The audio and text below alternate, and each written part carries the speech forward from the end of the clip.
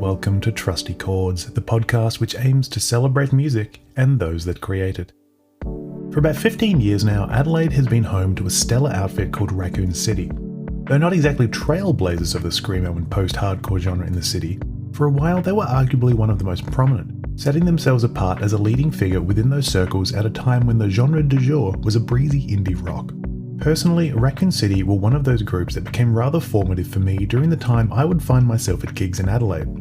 They were a constant presence, played intensely arresting live shows, and became a favourite of mine and others that I knew. After releasing their debut album Nightlife in 2014, Raccoon City existed for about another year or so before putting things on ice for a while. All the while, folks like myself hoped that a return was inevitable, and thankfully in the midst of COVID the group did indeed return, this time with a stellar new record called For Nobody Nowhere. It was the sound of a group having evolved. After all, their lineup had shifted somewhat, to actually include a friend I went to school with, and their music felt bolder, more adventurous and more mature. Fast forward another couple of years, and this year they've returned again with new album Fugue. Once again, it's a truly impeccable album, and one that, if you're a big fan of emotive vocals, crushing compositions, and passionate performances, you definitely need to listen to.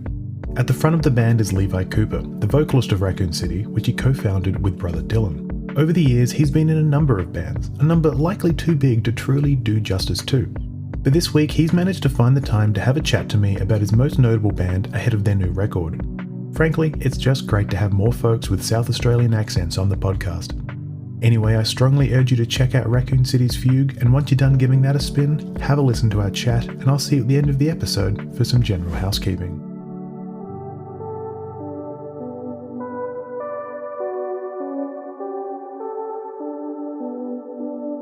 Levi Cooper, thank you very much for joining this episode of Trusty Chords. No problem. Happy to be here. And I'm glad to have you here. But before I, expound upon why I'm glad to have you here, for those who don't recognise your name, could you give me a quick few words on who you are and why we might be chatting today? Absolutely. Quick few words. I am the singer of cool rock and roll band Raccoon City. Apart from that, I do a whole lot of other stuff in other bands sometimes. But mostly it's just Raccoon City. Amazing. And yeah, exactly. Raccoon City is the reason, the largest reasons why we're chatting. And it's a band that I've been enjoying for many, many years now. But before we get to that, what I love to do is sort of go back in time a little bit. So I guess my first question for you here, and I just realized I haven't actually changed the name in my notes here, so I was about to call you Barry instead. What I'd love to do here is say, Levi, do you have a recollection of your earliest memory of when music first resonated with you? Yeah, I would. Do you want the cool version or the embarrassing, weird version? I mean, I'm fairly certain that you want to give me the cool version, so it looks good. But at the same time, I love the embarrassing one because the embarrassing one is usually the most accurate. So if you want to give me both, I mean that's fine. Yeah, I can give you both. So the cool version is there's a few memories of me and my brother Dylan because we basically did everything together growing up. I remember there was a compilation CD in the car, which was our older brother's, and he's never been that into music, but he had it, and it was a Triple J one that they put out years and years ago, and for whatever reason, Slipknot was on it, and I think it was the Heretic Anthem. I think I have that compilation behind me, actually. No way. Yeah, I'm actually just looking up on my phone to which one that would be. But by all means, keep going. Yeah, and so I remember hearing that in the car and it just connecting with me in a way that music hadn't before. It was like, this is so raw and aggressive and unheard of. And we had always had music growing up, like our parents loved music, they played it all the time, but we'd never heard it with screaming vocals. And it's like hearing that, it's just like changed what music could be for me. So I'm assuming, was it the Full Metal Racket one? It definitely could have been, yeah. In which case, I think the song was Surfacing, actually. But I mean, still good song. Heretic Anthem is good. Surfacing is good. So yeah, I don't know what it would have been then. Maybe it wasn't a Triple J one. Maybe it was something else. But yeah, I just remember that coming on. So Oh, sorry, I was Oh, gonna say. So that was the cool one, was it? yes, that was the Yes. cool So one. what's the Slipknot embarrassing is the one? cool one. The embarrassing one is I would have been very young, maybe eight-ish, around that age. And there was a song by a well-known artist called Ricky Martin. And the song was The Cup of Life. And for whatever reason, I connected with that song so much. I listened to it constantly. My parents hated it. They had no love for Ricky Martin. They were listening to Led Zeppelin and Black Sabbath, but I was like, fuck, Ricky Martin, he's got something going on. There is something special about this guy. And that was the first album I ever bought, was his, I think it was Living La Vida Loca album or something. Whatever album that was on, yeah, I just played it constantly. And yeah, that's what made me want to be a singer and do music, was Ricky Martin's Cup of Life. It's actually really amazing to hear that because one of my very embarrassing stories is that when I was probably about seven or so, I remember. So my cousin and his family, they owned the Port Gawler Bike Park out north of Adelaide, and Mm. I was going around that little four wheeler, singing at the top of my. I was probably going about like 5K an hour, singing at the top of my lungs, "Livin' La Vida Loca," and Yeah. somehow I don't know how it happened, flipped the bike and it rolled over me. It was like the slowest speed crash soundtrack to a terrible version of Ricky Martin. So we That have is we have that awesome. in common. Yes, hell yeah. But apart from Ricky Martin, Slipknot, were there any other artists you were really listening to in those early days? Yes. So before Slipknot was Nickelback. Nickelback was a huge one for me and Dylan. They put out the album Silver Side Up, and it was fucking awesome. It was so good. And it came out on Roadrunner Records, which is crazy because that's the, record label that Slipknot would come out on. Um, yeah, and I remember like seeing this is back in the days of video hits and stuff, and we'd get up Saturday morning and watch the videos, and Nickelback would come on, and we'd go crazy.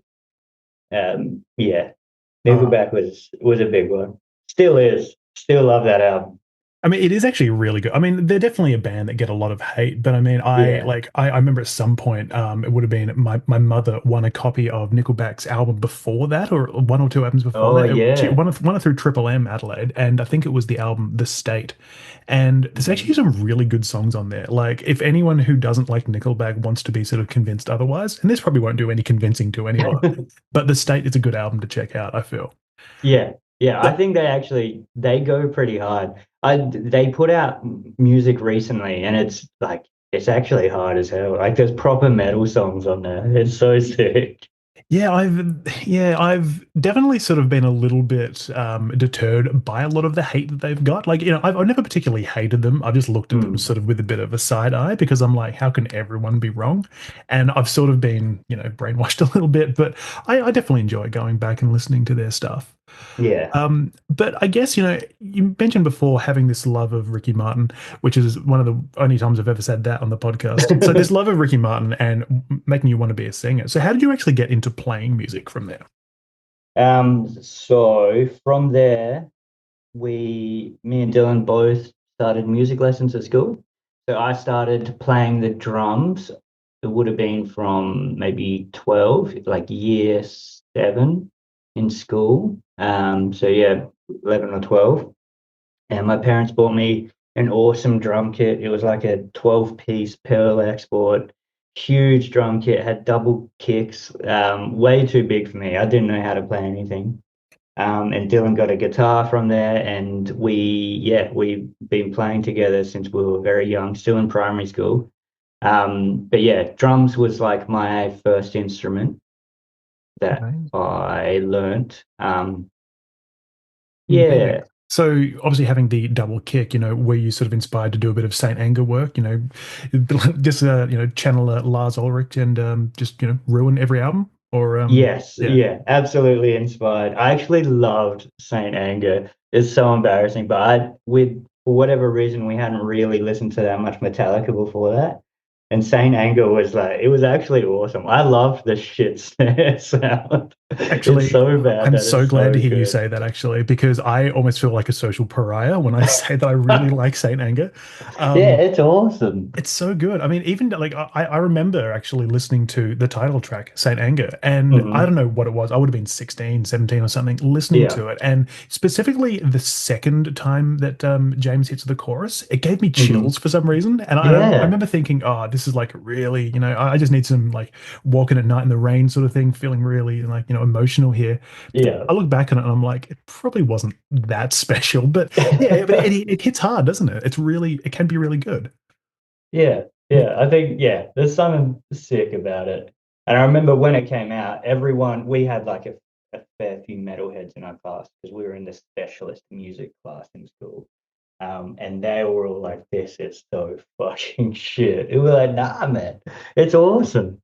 Yeah, it's a cool record. But no, I didn't play any Metallica because I was never any good at double kick.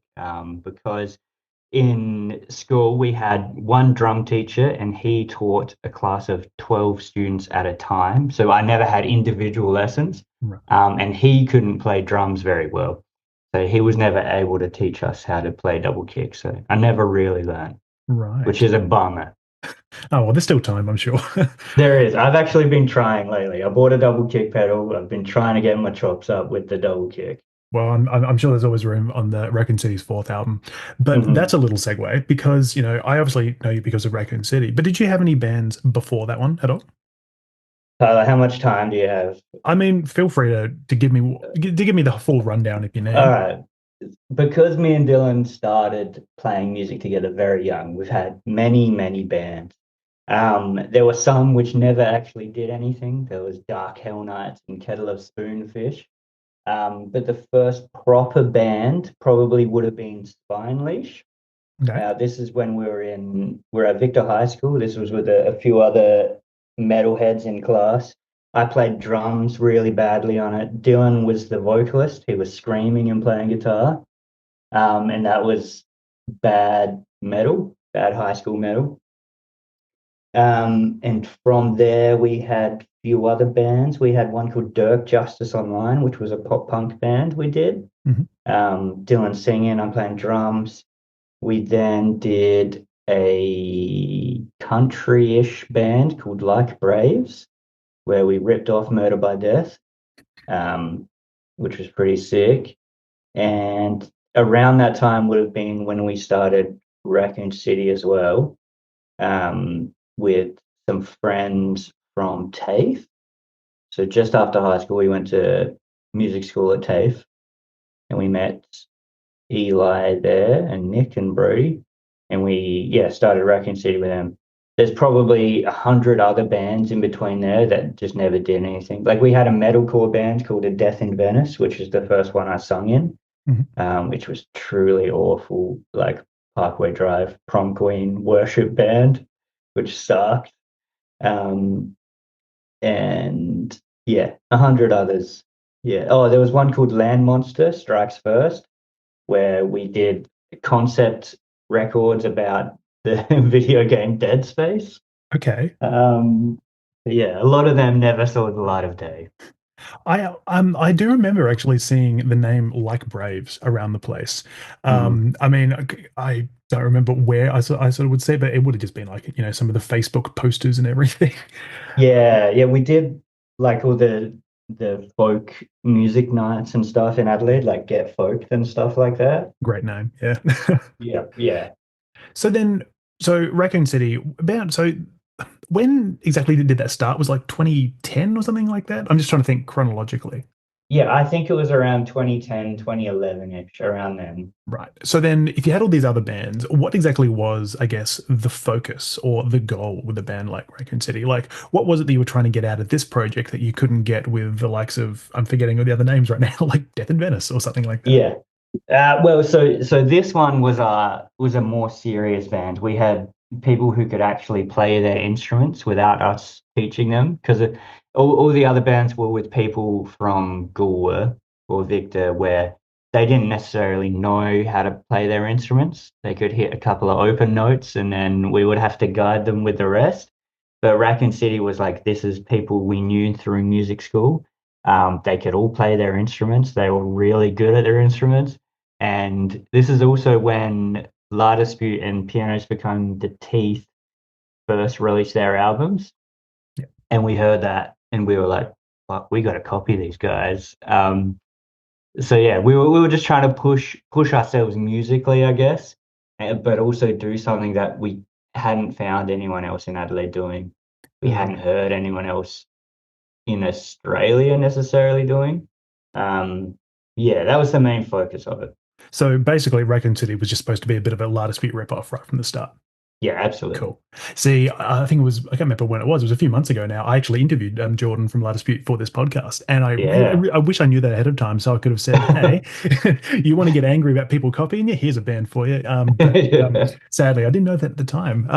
Bummer.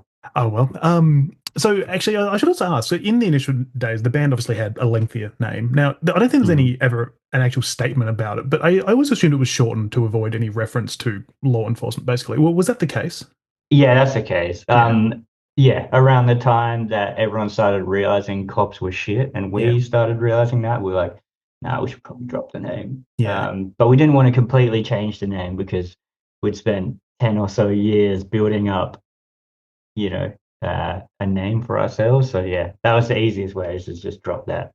Because I remember just for ages, just having the initialism of RCPD. I think for the longest time, myself and a few others, someone I'll touch on in a minute, used to just refer Mm. to you guys as the red chili pepper dudes, like red hot chili peppers and stuff. It was a ridiculous thing. But anyway, I think the first time I actually saw you guys would have been back in 2013. I think when you played the third birthday party for Clarity Records at the Enigma Bar. And Okay. I Yep. remember being pretty blown away by what you all were doing at the time. But that show was quite interesting because I actually went there with a school friend of mine, a friend of mine called Tim Edwards, who you might now know as the band's guitarist.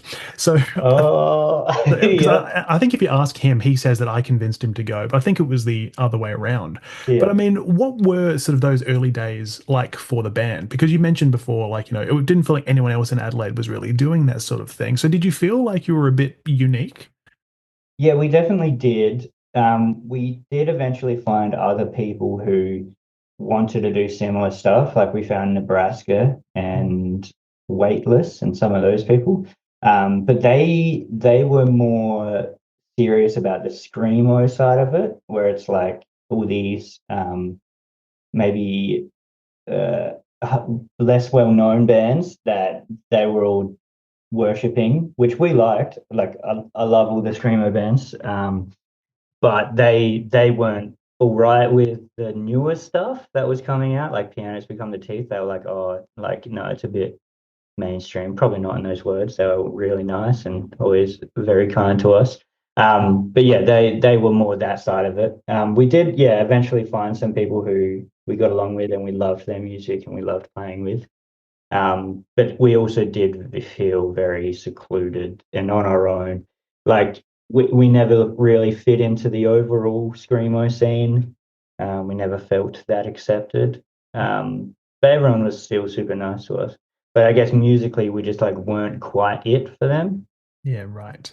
Because I remember actually, so I've actually only ever seen you guys twice, sadly. And the last time I saw you was in 2014. So it's been a bloody long time. Didn't help that I moved to Melbourne. But Yeah, that'll do it. I think the last time I saw you was at the Hotel Metro. It was like Hmm. with, I think Valiant Jones, Old Love, Hmm. and there's another band on the bill. I forget their name right now.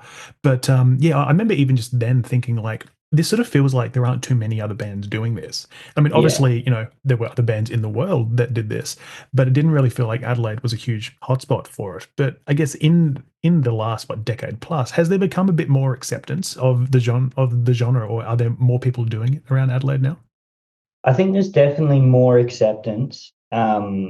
People are starting to love all the bands that we started to love. Like just the popularity that La Dispute gained in the last 10 years is crazy. Like they went from playing to hardly anyone at Enigma to like selling out the Gov and stuff like that. Like they've definitely blown up and people are way more accepting. But I think the other thing is like people and bands in Adelaide just want to play with anyone they get along with. I think like during COVID, people, I guess, started to realize that there's not that many people in Adelaide, and so you kind of have to stick with the people that you like hanging out with. Mm. Like, yeah, because there's still not a lot of people who play music like us, but there is a lot of people who share the same values as us and who like the same things we do and who want to see the same things for the world that we do. So it's Totally. like playing shows with them will be way more important to us than playing shows with a band who sounds exactly the same. Totally. Plus, I feel that also leans into just how Adelaide is a very supportive musical community as well. Like Yeah, that was something I always found is that like so many bands would share members and stuff like that because like the music scene isn't huge, but it's yeah, very strong. I mean, you know, like you hang out at the Crown and Anchor for like a couple of hours and you realize you've seen pretty much the entire music industry just like coming yeah, through and grab a exactly. beer or something. Yeah, Um, exactly. so the first album from the band, Nightlife, was out in 2014, and great Hmm. record, and one I still Thank play you. to this day. But 11 years on from its release, how do you look back on that album? Like, is it one that you sort of think, oh, hey, that's really good, or do you think, oh, 11 years early, maybe we could have done this instead? Yeah, I do look back on it fondly. I think it's a bit bittersweet. The songs we made on it, I think, were really good. Um, it was yeah a good point in our lives. We were all getting along well, and the music was I think, great for its time. There's probably things that I would change with the recording of it and the sound of it and stuff like that. Yeah. But I still like all the songs. I'm very tired of playing them, so we don't usually play any of them anymore. But yeah, it's bittersweet because there's also like we had falling outs with multiples of the members who were in the band at that time. Yeah. And so it's like listening to that now brings up memories of them and stuff like that. Yeah, that's understandable, and I guess that also sort of leads in my next question, which was like, things were a little bit sort of quiet, I guess, in like for a few years after that, weren't they? Like, I don't sort of quite remember when the band sort of, I guess, weren't as active, but the band was sort of put on ice for a little bit, wasn't it? Yeah, so we did a split after that with That's our right. friends in Tired Minds, who we Yep. think are incredible. And then we went on a bit of a hiatus. Yep. It was a few years, so a bit, yeah. But that was mainly I had my first child during that time, and I remember we played a show at the Ed Castle, and it was probably the worst show we've ever played. There was maybe 10 people there, everyone in the band was drunk except me, and it was the sloppiest set we've ever played. I I considered not finishing the set and stuff, and after that we were like, nah, we can't keep going on like this. And then yeah, we ended up losing a couple of members after that, and we sort of just said, nah, fuck it, we'll stop for a while. That's Um, fair. yeah, and there was always plans to come back. It was just we need to be at a good, stable point in our lives with good, stable friendships and stuff like that. Um, yeah, and we eventually got there. So then, at what point did you sort of like realize actually we are there? Like we could get things back together, start making music again. I mean, obviously, like there was a little bit of a lineup shift. So I guess how did you sort of recruit those new members as well? Yeah, I think it was just before COVID. Um, we we recruited Tim because we one of our last shows before the hiatus. I think we got Tim to fill in um, for a show because we were missing someone. Mhm. And he did great.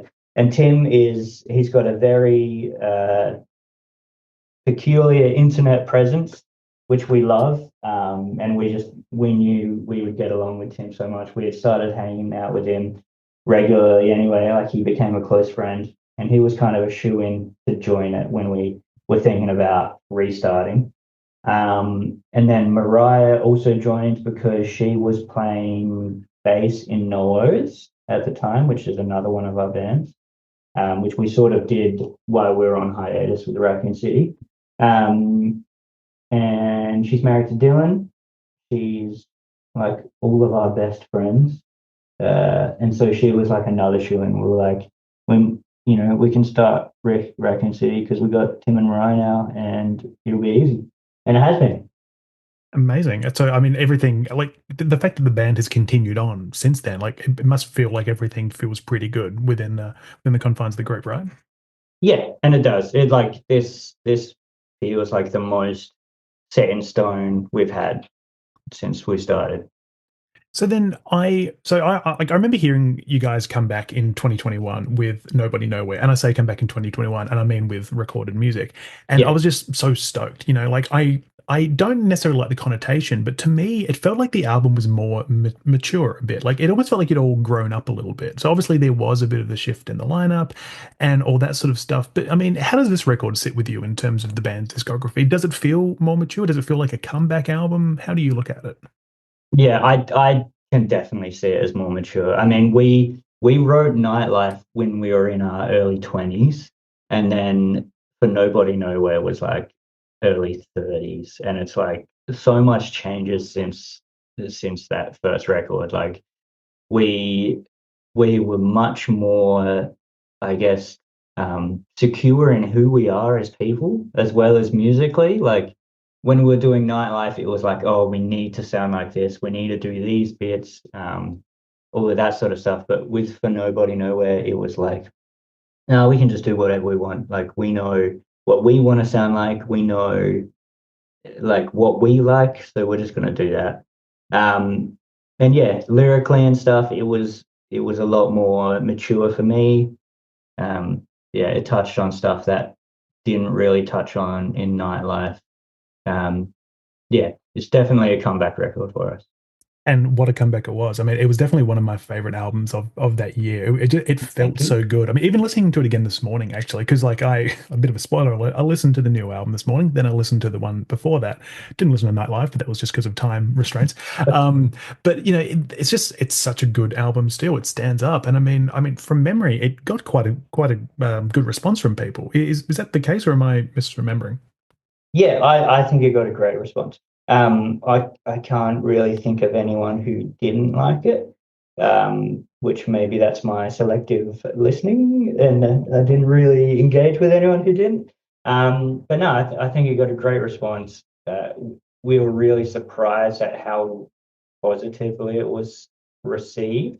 We'd never really felt like anyone paid attention to us before this. Like there was a bit of buzz with Nightlife, but never anything to this level. Mm. When the album came out, I was actually still working at Rolling Stone as the editor, and I just remember having the press release come through, and the first thing I thought of was, "This is a band with people I like. This is a band who are making music I like. I need to make sure I give them like a good little sort of platform here." And I just remember people sort of commenting on an article I wrote. I don't remember which song it was. It might have been Mortality even, and I Mm. just remember people commenting on it and being like, "Why are you focusing on this?"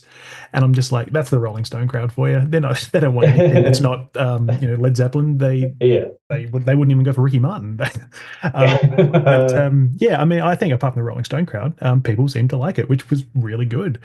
Um, but then, a couple of years later now, we've also got a third album, and it's a fresh one, which at the time of our recording is out in 2 weeks, but this will go live on the day of its release. So, congrats on the Awesome. new record. Um, Thank you. so, what made you guys decide it's time for another record, or did it just sort of come naturally, as a lot of good albums do? It just came naturally. We'd been writing since For Nobody Nowhere. Like we maybe took a year break from writing after that. But Dylan is a very industrious little genius, and he just writes constantly. Like he's always figuring shit out. Yeah, and it was just we eventually had all these songs ready, so we just did it, and it was a very uh, exciting time because we had decided that we were going to do it all ourselves. And we just got hold of a studio that we'd been running, which is called Rat Alley. And so we wanted to try doing everything in there. So it was like a real sort of project where we were at the same time as recording it and writing all these songs, we we're also building a studio and making it so it was an okay place to record in and stuff. Yeah, right. So then I guess that sort of felt even more accomplished for you, didn't it? Like in addition to actually making a record, you've put all this together yourself, and it's much more of a pull yourself up by the bootstraps sort of record, isn't it? Yeah, exactly, exactly. It's a very um, refined project that we wanted to work on. Like this was very much a little love child for us. And like I sort of I think I can't even remember if I actually said it before or not, but I have listened to this new record. It is amazing, Mhm. and I always love what you guys do, and it's great to hear another record. So I guess from the the writing and recording sort of aspect of it, I mean, what was that like for you guys? Because I mean, I like listening to it this morning. Part of me was thinking like, oh, this feels a little bit more at times a little bit more experimental. Like like not necessarily experimental in the sense of experimental rock or anything, but experimental in that you guys are sort of trying some new things. Was that something that you sort of had in mind at the time? I think so, yeah. So like when we write, it's usually Dylan will write the majority of the song. He'll do everything except for vocals and lyrics and stuff, and he'll put it all together, and then we'll go into the rehearsal space and jam on it, and then figure out what we want to do. But there are a couple of songs where it was like he just had a riff, like one riff, and then we went in and we expanded on that. And I mean, listeners will know the songs when they hear it, but it was always like, yeah, experimenting, and then we were also wanting to get some other friends involved, like Yeah. because we know so many amazingly talented musicians. It was very much a like, how can we bring this person in for something? Yeah. Um, so listeners will hear the amazing Dan Thorpe on piano and saxophone on some of the songs. And we're hoping we can get him for the launch show as well. I'm pretty sure he's locked in. Yeah. And then, oh Oh, yeah, go ahead. sorry. No, go ahead. I interrupted you. Sorry. Oh, I was just going to say, and then also Carly is on a song as well, and we love Carly and Teenage Jones, but also seeing her in her other band, Petty Lips, where she was doing all this screaming that she never does in Teenage Jones, and we were like, damn, we got to get her screaming on a song because it sounds so sick. Yeah, And we I did. was definitely I was very stoked to see her name come up. But when I saw the credits, I was like, oh, this is a collab I didn't know I needed, sort of thing. Yeah, But I it mean, was really cool. even sort of mentioning like having like sax on there, like that was something I sort of it was sort of a little bit not jarring when I listened to, but I'm like, oh, this feels different. It feels new, and it was very sort of mesmerizing, for lack of a better word. Like I was just thinking, this is a really sort of interesting avenue they're taking, and I fucking love it. So I guess congrats to you guys and Dan as well. Thank you, thank you. I think jarring is a great word for it. Oh, It's good. like it's meant to push back. It's meant to sometimes be hard to listen to. Like yeah, it's meant to be dissonant and chaotic, but fun and free and stuff. Yeah, because I mean, there are some people who think the word jarring is just loaded with negative connotations, and I'm like, I don't Yeah. want it to feel that way because like I'm the sort of person who loves music that sort of makes you feel something, and it doesn't necessarily need to be a good feeling or like a bad Mm, feeling. Like, example that comes to mind is the last album by the band Low. There's like mm, the very first track, it has this like wall of static, and it just drops out, and you just have this sort of feeling where you're like, okay, that's not conventional pop music by any means. It's this sort yeah. of like physical like tangible feeling in your chest, and then it drops out and you have this like feeling of negative space, and it's like that's jarring, and it makes you feel something Yeah. amazing. And that's sort of how I felt listening even just to that saxophone bit, where I was like, Yes. oh, I'm Yeah. feeling something sort of within the skin basically. And yeah, Yeah. that's me rambling about the fact that I really like this new album you guys have done. Good, good. I love it. Thank you. But yeah, it's definitely like intentional to have like conflicting feelings during it, to be jarred, to be pushed, to feel lots of different things. I think is amazing in music. I think that's one of the key components that I love so much. Now, another question I always love to ask people who either have just released a new album or about to is I always love to sort of say this question, and it does sort of tend to stump some people. But what does an album like this say about who Raccoon City are in 2025? Mm. And it's a great question, Tyler, and That's why I I will save it. have a great answer for you.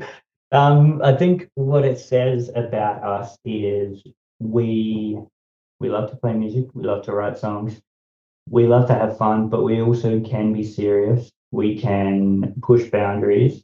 I think there's a lot of political messaging in there that I hope people understand and people stand by us with, Mhm. because it is a lonely, disconnected world if you spend all day on Facebook and Instagram. And I think it's important for people to feel connected with other people who are feeling the same way. I think there's a lot of that on there. But I also hope it is comforting in a way as well, where there's a lot of nostalgic riffs and tones and themes throughout it. Um, yeah, I hope that was a good answer. I No, don't know. that works perfectly. I think that needs to be the press release right there. Um, Awesome, awesome. now, I'll I write mean, it down. now one other big question I have on the Raccoon City front is, how close are you guys to finally getting the V Energy sponsorship? It's been a very long time. Oh, I wish I had positive news for you, Tyler. Every day I drink my little can of V and I wish I didn't have to pay for it. We are no closer than we were before. One time they did send us a sticker pack, which was awesome. And another time we had a friend who found a whole heap of V shirts at a Goodwill or something, and Right. so we got them, but no, they still don't know us. They don't pay attention to us.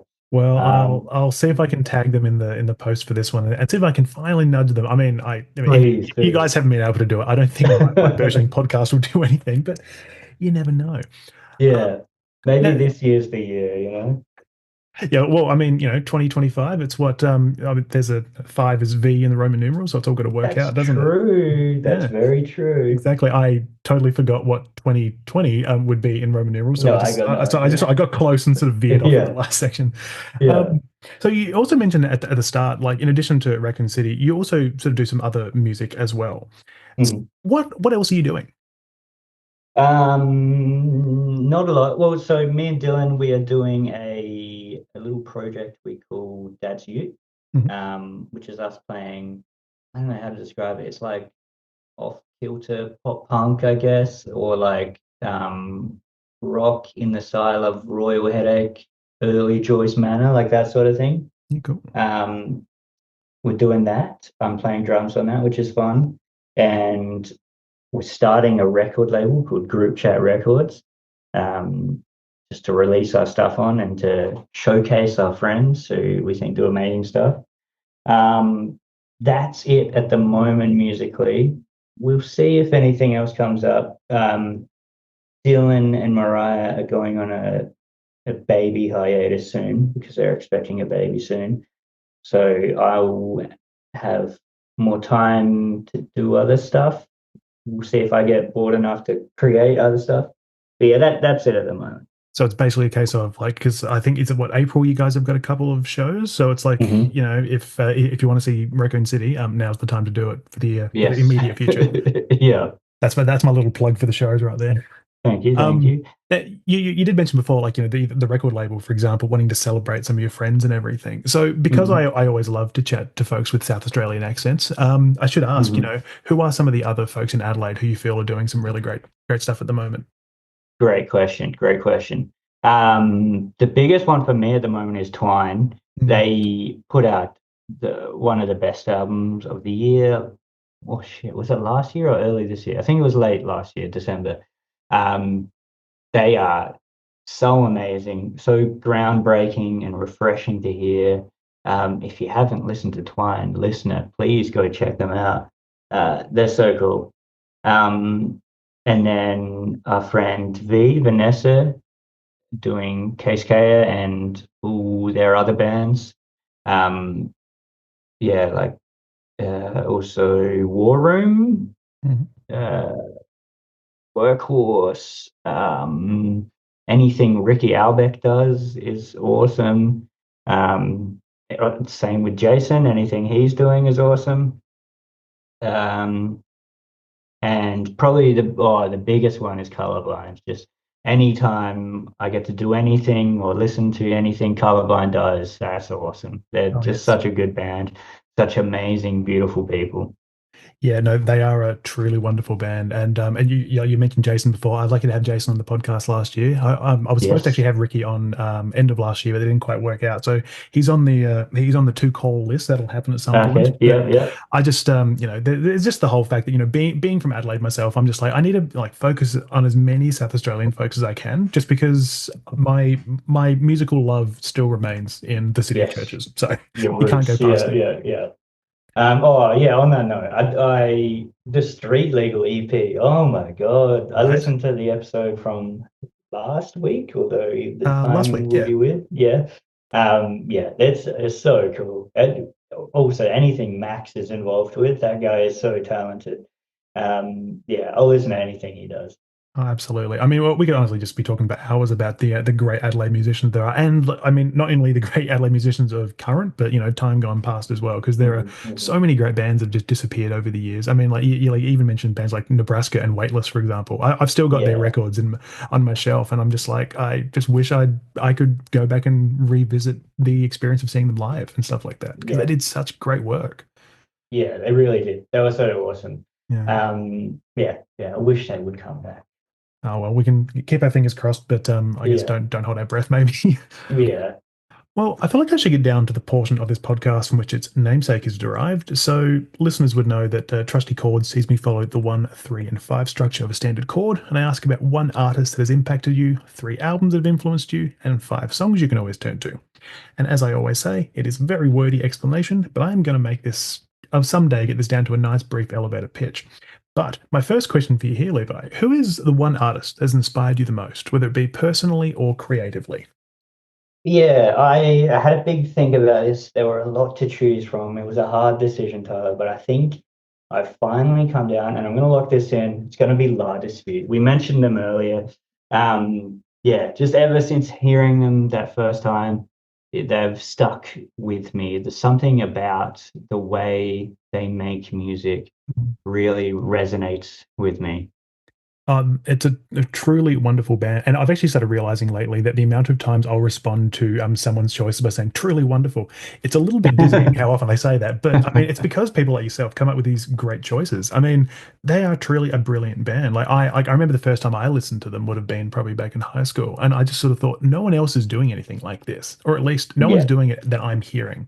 And I felt like at the time I was pretty well, bit worldly in terms of music, but they are just a truly brilliant band. I mean, the fact that they're still doing things all these years later and it's still as cutting edge as it was back yes. then, that's amazing. And I sort of imagine that's something that you're striving for as well, which I feel like you've done on this new album. Oh, thank you. Thank you. Yeah, absolutely. I think like I have searched so long and hard for another band who is doing what they do, and there just isn't anyone. Like there is bands who are similar, like maybe Me Without You or Circle Takes the Square, where they have these really verbose lyrical content, like real poetry style, but they just don't have the screamo and post-hardcore elements that La Dispute do. Yeah, it is sort of, I don't want to say timeless, but they have sort of like evolved album after album to bring on new sounds, to change their dynamic approach and stuff like that, to keep pushing boundaries so it doesn't stay the same. Yeah, truly incredible band. Absolutely. And because I always love to give folks the chance to mention any honorable mentions, or like you said, it was hard to get it down to that one. Were there any others that you'd love to sort of throw into the mix at all? There is, and some of them will come up a bit later in this conversation. But one that I was really considering doing is Under Oath. Mm. Um, they really influential on the music I listened to and what I liked as a teenager. That post-hardcore sound, the vocalist that was like who I emulated, Spencer, when I started singing and screaming and stuff. That's the record I would sing along to in my bedroom and stuff. Um, but I think they they just didn't have the same power that Latest View had. Whereas Latest View put out every album was phenomenal. Under Oath dipped and came back. They had a couple of albums which were a bit of a miss for me, which is why they didn't make the cut. The other one I was going to say is My Chemical Romance. Yeah. They were just so influential, so cool. I remember seeing them. There was a Kerrang magazine, and they were on the cover, and they were all wearing bulletproof vests. And I was like, "Fuck, that's awesome! I'm gonna go buy a bulletproof vest." I never did because they turned out to be really expensive. But yeah, just remember seeing them and seeing like the emo culture come into the mainstream, and people think it's cool. Like that was awesome to see. One of my biggest musical regrets is not seeing my chem play the Adelaide Entertainment Centre in in December 2007. That was like when they were still doing the Black Parade tour and they were doing like the Yeah. full costumes and everything. But so I sadly didn't see them then, but I saw them at the Big Day Out. But I saw them Big Day Out 2012, and the Big Day Out 2012 was not good in comparison. Oh no. But thankfully, seeing them on their recent visit to Australia, it really made up for it. But yeah, to this day, I still remember one of my best friends. She just sent me a text and said, "I've got a spare ticket. Do you want to go?" And I basically said, "I can't go. Like I wasn't Yeah. allowed to go, being a teenager at the Yes. time." And yeah, to this day, anytime I listen to the Black Parade, a solitary tear rolls down my cheek for the Yeah. content, and a solitary tear rolls down the other cheek for the fact I couldn't go. Yeah. But it is, That's the same with me actually. My wife went, and I will forever be jealous that she went. And I don't know, I can't remember why I couldn't go. I probably just couldn't afford it because I yeah. was a poor teenager. But yeah, she went to the more recent one as well, which I didn't get to go to. But yeah, it's awesome. Would have loved to see it. I mean, I'm just realizing how much how much like sadness in terms of like like tours and everything it is because what Under Oath are in the current country at the moment, aren't they? But they're not coming to Adelaide. That is right. Yeah, I'm Yeah, sorry to bring that up. that's it's fine. It's fine. I've come You've to terms you've with come to it. terms, yeah. Yeah. But my next question for you, three albums that have impacted you the most. This could be albums you're always throwing on, or something integral to your musical evolution. Yeah, and look, I know the premise of it is that it's a major chord, but I'm going to make it a bit of a minor chord and throw a curveball in it. But I'll bring that up at the end.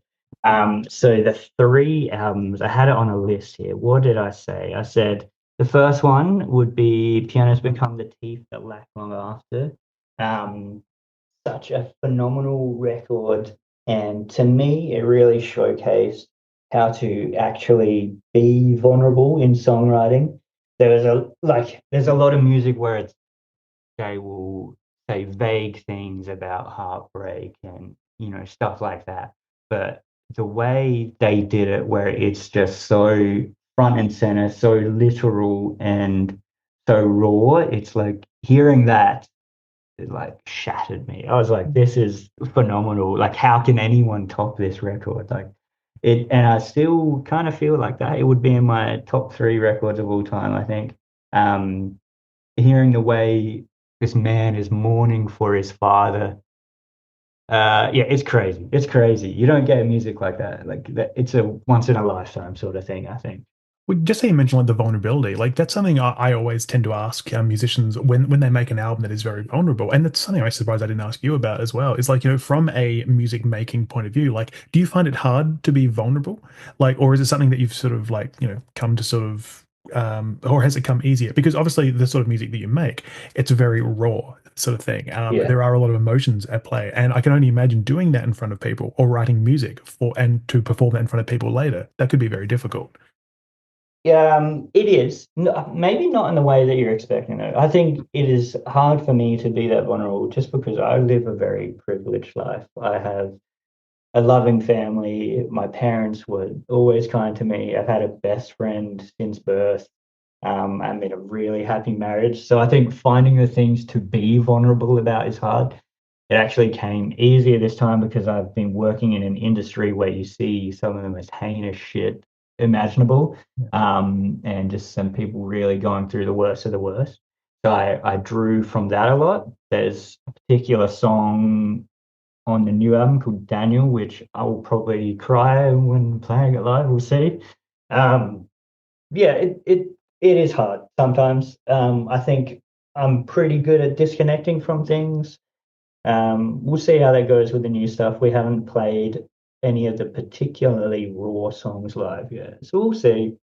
Um, yeah, as far as actually writing the vulnerable stuff, when I have what it is I want to put out there, I find it comes pretty easily after that.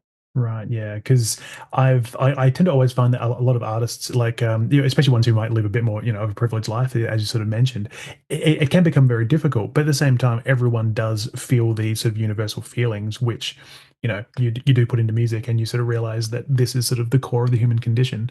And I feel like I'm getting a bit existential now. So let's go to your next question. Second album. Yeah, second album. It's by a band called The Bled. The album is Found in the Flood. Mm. This is a phenomenal post-hardcore album. This is from the time when you would go on LimeWire and search for music. And I remember me and Dylan sitting at the family computer downloading heaps of viruses, and we stumbled upon a song called Millionaires by The Bled. It's on this album, maybe track 8 or something, but it's like a minute-long song. It's so straight and to the point. It is complex. It is thought provoking, it is emotional, and it's like just some of the coolest music we had ever heard. And we just downloaded it on a whim, and just hearing that, and then we're like, holy shit, we got to find the rest of the record now. And we found it, and it is just a band who has stuck with us as a inspiration throughout everything. They do so many cool things where it's like changing time signatures, but you didn't even know, or like just wacky effects on guitars that no one else would do because it sounds kind of weird, but then when they do it, it sounds awesome. And just like the way they write riffs and stuff like that, it's just such a phenomenal record, and it's so dynamic as well. Starts off so slow and quiet, and then builds and builds, drops off, builds. Yeah, it's just so cool. See, I was only ever really aware of the Bled. Actually, like Mhm.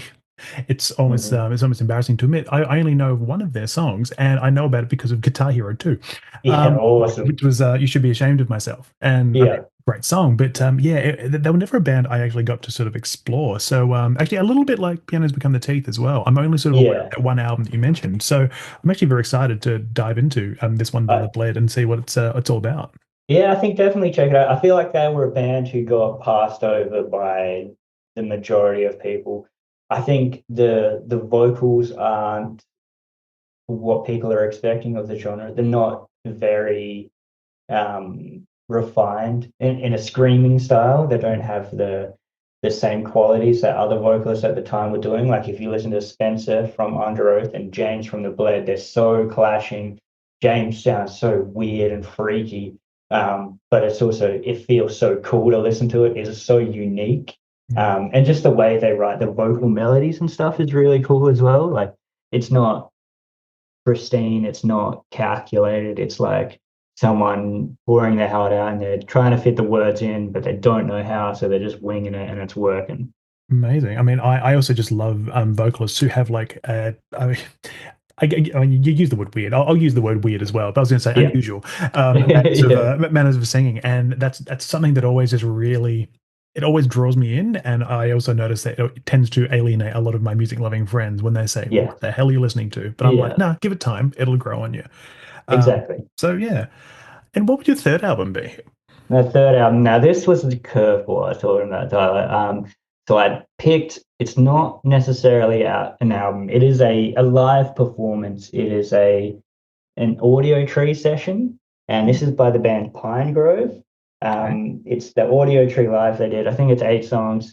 This to me, it hit something. I don't know what it hit, but I had heard a couple of their songs before, and I was like, yeah, this is okay. And then I watched the audio tree live, and then I watched it again, and then I had it on repeat for weeks and weeks. Everyone got sick of me singing the songs. I was so obsessed with it. There's something about the way this band plays songs live, which is so mesmerizing and like honest, and it just makes you feel stuff that you didn't know you were feeling. Yeah, it's so cool. Plus, Audio Tree have always done really good stuff in terms of actually making sure it all sounds really good Yes. as well. I think I'm trying to remember if they were the ones who sort of like we used to allow you to download the songs through Bandcamp Mhm. or something as well. Yeah. And I just it is from memory, yeah, because I still get emails from them like 10 years later. Yeah. But yeah, I just remember that it had so many great live sessions. But yeah, Pinegrove are a band I've listened to from time to time. But I'm really glad you actually put in this live performance because most people don't actually pick they just pick studio albums. And I feel Yeah. like a lot of bands really shine when they're given the chance to perform on the live stage or in the live Yeah. studio, if you will.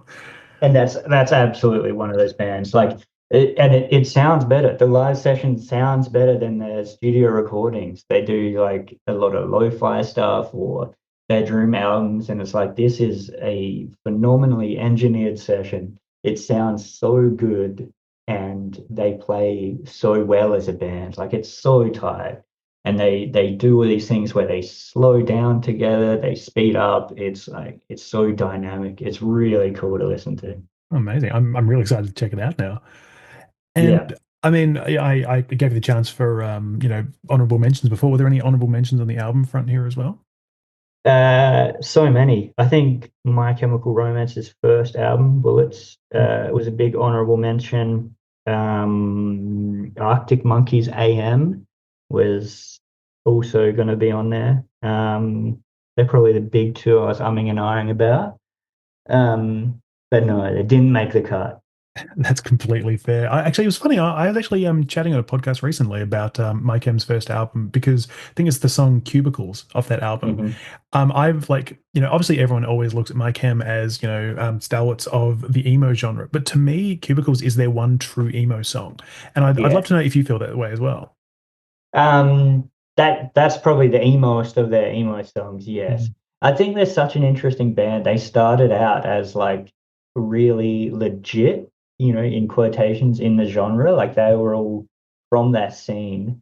And then they just got picked up and swept away in the mainstream. But like that first album is so emo, post-hardcore screamo. Like it has all these elements to it. It's so cool to listen to. Mm. Um, and they were also like really involved in that scene as well. Like Gerard appears on a Murder by Death song where he's screaming to this like weird post-rock country music. Yeah, right. It's cool to listen to, and it's cool to see how they just got swept up and they became huge.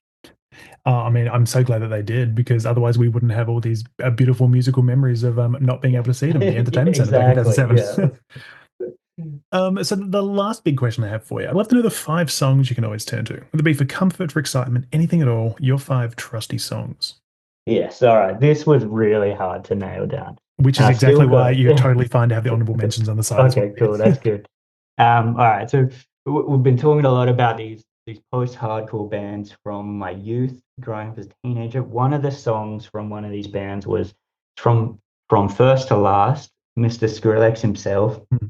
They put out this album, Heroin, which is like it's this really cool post-hardcore album, which is like where Sonny started doing production. So it's got all these electronic elements. And he does this song in there called The Levy. It's like a pretty normal song, but it's got like really industrial production on it. And then near the end of the song, he cracks out this vocal solo and he's just wailing and wailing. It sounds so sick. He is like such a weird singer as well because it's like you can tell he's never had a singing lesson in his life. Yeah. He's going for these notes. He's just hitting the notes. It's sounding wavy, like it's so emotional. And it's like you can tell this is a kid who's just been picked up and thrust into this band and he's trying his best. And in this song, he just goes all out and it's so awesome to listen to. I love the Levy. Yeah, it's a really cool song. Because I think he would have only been about 18 or something when that song came out, wouldn't he? He was Yeah, very so I young. think he joined the band when he was like 16 or something. They released an album and then this one came out afterwards. So yeah, he would have been like 18. It's just fucking crazy. I've always loved that first album because I mean, you listen to just like the rawness in his vocals, especially on songs like I mean, what was that big acousticy one The from that Oh, album? Emily? Emily, that's the one. Yeah, Yes, I mean, I always loved yeah, that, but you just hear his vocals and you just sort of like it's clear he's so young, yeah. but it works in his favor. It And does, it you does. can hear that on song, especially on that second album as well. Yeah. So, what was your second song here? Second song. This is by a band called Spirit Box. They've really been making waves in the modern metal scene. Um, Courtney is a phenomenal singer. They do this song Secret Garden, and it blows me away. It's like got such a cool vocal hook. I remember hearing it for the first time and I couldn't stop listening to it. I had to hear it again and again, and I would just sing this song while I was mowing the lawn for hours. Like, it's such a cool track. It feels nostalgic in a way that I don't know how it does it. Yeah, I don't know. It's so cool. I have really been loving everything that Courtney has been doing lately. Mhm. Because I think they had a new album out just last week, wasn't it? Yes. Yeah. Yeah. Because I've been writing a little bit about her lately, because especially things with like her that famous mix up at the Grammys where they Yes. interviewed her thinking Yeah. she was Poppy. It's very funny. But she's just an absolute champion, and like such a great voice on her. Yeah, she's so cool. And like hearing that she was in I Wrestled a Bear once before this, and Yeah, I like had then no going idea about back that. and it's crazy. Like you go back and you watch YouTube videos and you're like, holy shit, like that's her just like as a little baby. It's so weird. Yeah, I remember well, actually, it was only recently I heard about that actually, because when I was writing an article about Spirit Box, and I was just like, what the hell? Like previously, I wrestled a bear once, and I'm like, oh, this is insane. Yeah. Because I was like, I remember listening to them back in high school and thinking, oh yeah, this, the name sounds interesting, and then the Yeah. music, follows on from there. But it's wild, Yeah. isn't it? It's so weird. And what's next on our list? Next on the list is a band called Joyce Manor. They do a song called Constant Headache. Oh, beautiful Um, song. Amazing song. It's so cool. We covered this in our band Hot Mess, which I did for a while. And it's so cool. It feels so familiar to me, so comfortable. Yeah, it's just an amazing song. I can't fault it. I love So it. it's also one of those songs that it almost feels like it's constantly falling apart, which Hmm. almost feels like it's the same. It feels representative of, I can't remember the vocalist's name right now, but it feels very similar on that sense, where it's just like, just like, what's the line? I hear you coming, hid by the couch and everything like that. And you Yeah, just sort of like everything feels like it's going wrong, and then they really bring yeah, it together with that chorus, and the chorus is yeah, just so good. And yeah. that's one of my favorite songs as well. I love it. Yeah. And it feels so intimate as well. Like it Mm. feels like maybe I shouldn't be hearing this, but they're Yeah, letting me, sort it's of so thing. confessional. I mean, like even just that like line where he just sort of says like, well, in the chorus, where it's like, constant headache, a tooth out of line. I wish I could write something that is so direct to the point Yeah. and gives you that feeling, the all-encompassing all-encompassing line about what the song is about. I could talk about the song for hours, honestly. Um, but we've got two other songs on that list, so let's talk about one of those instead. What's next? Okay. The next one, I'm gonna put Arctic Monkeys, Do I Want to Know? Um, I loved this album. It came out in a time of my life where I was so happy despite all odds. Like I just had my firstborn child, and I would catch the train every day from the hills into the city and work my shitty burrito job. And I would just listen to this album over and over again the whole way and the whole way back. And this song is just so catchy, so groovy. Um, just so interesting the way it sounds and stuff. Like it's so almost stripped back in a way. Um, yeah, really cool song. And I also listened to this song a lot when I went to Japan for the first time as well. This was like our soundtrack to Japan. So it's got like a lot of nostalgic memories for me as well.